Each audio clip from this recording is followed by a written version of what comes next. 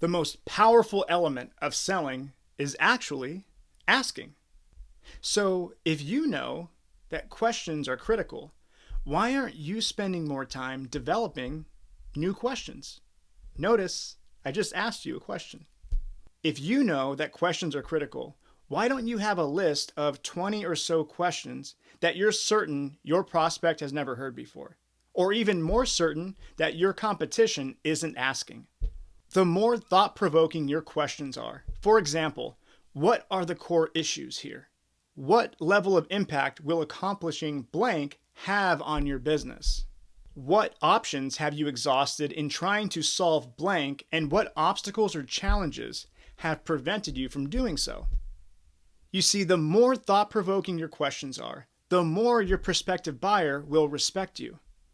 Now, the higher that level of respect is, the more likely they are to be truthful with you and give you insights into the key factors that will determine the sale, their key buying motives, and they'll begin to share truth with you about how they make their decisions.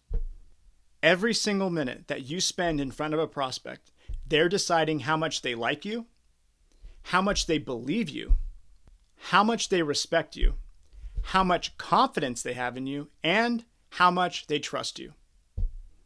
You know how you're qualifying the prospect? Well, guess what? They're qualifying you. And all of these factors will determine whether or not they buy from you. Remember this, a sale will always be made. Either you are going to sell them on yes, or they will sell you on no.